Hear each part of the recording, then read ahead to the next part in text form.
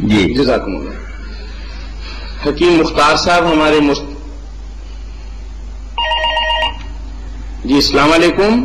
Hello جی، پوچھنا تھا کہ ایک رکعت میں 2 سجدے کیوں ہوتے؟ ایک بھی تو ہو سکتا ہے. صحیح بات، صحیح بات. میری بہن نے پوچھا ہے کہ ایک رکعت میں 2 سجدے کیوں ہوتے ہیں، ایک بھی ہو سکتا. تو اس بارے میں میری بہن لوگوں نے جو قیاس آرائیاں کی نا، ٹامک ٹوئیاں، وہ تو بہت ہے. کسی نے کہا کہ فرشتوں کو جب حکم ہوا تھا سجدے کا تو وہ سجدے میں پڑ گئے. جب انہوں نے سر اٹھایا تو دیکھا کہ ابلیس نے تو سجدہ نہیں کیا، وہ دوبارہ سجدے میں پڑ گئے کہ شکر ہے ہم تو نافرمان نہیں نکلے. اس سے یہ چلا، مگر یہ ساری باتیں تیر تکے، ایسی بات کوئی نہیں.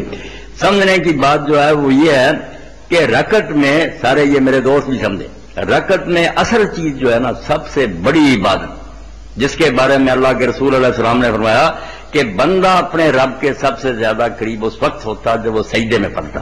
پہلی آدمیاں جو ہے وہ ادنا ہے، کھڑا تھا ہاتھ باندھ کر، پھر جھک گیا، پھر زمین پر ہی گر گیا. وہ اس نے پیشانی جو جسم کا سب سے اشرف عضو ہے، سب سے اعلیٰ، کہ میں سر نہیں کسی کے نیچے خم کروں گا، وہ سر اس نے اگر توفیق ہو جیسے ابن مسعود نے مٹھی پر سجدہ کر دے، اور امام مالک بھی زمین پر کر دے. اگر یہ ہو جائے پھر تو بہت بات اچھی، ورنہ ہم جہاں بھی سجدہ کرتے ہیں زمین ہی ہے نا. شیخ اکبر فرماتے سب سے اشرف عضو، اور جس کو قرآن نے ضرور کہا کہ سب سے زیادہ ذلیل زمین، جس پر جوتیاں لے کر پھرتے ہیں، گندگی پھینکتے ہیں، اس پر ماتھا ٹکوا دیا. اس سے آگے اور آجی کیا ہوگی؟ اقرب ما یکون العبد من ربہ وہو ساجد. اس کو 2 کیوں رکھا گیا؟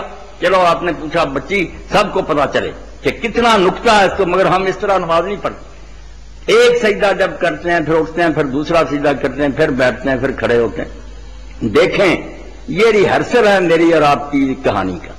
ہم ایک دور سے گزرے، کون تمام واتن نہیں تھے، مٹی تھے. ایک زمانہ وہ پہلا سجدہ جب کرتے ہیں نا مٹی پر، یاد دلایا جاتا کہ ایک وقت تھا جب تم معدوم تھے، نہیں تھے، مٹی تھے.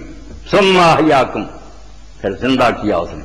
اب زندہ کیا نا، ہم زندہ، یہ درمیان میں اٹھ کر بیٹھ گئے. پھر ثم یمیتکم، ایک مرتبہ پھر آئے گا کہ وہ تمہیں مارے گا، تم مٹی میں چلے جاؤ. پھر اٹھ کر ثم یحییکم، پھر زندہ کرے گا، اٹھ کر بیٹھ جاتے ہیں.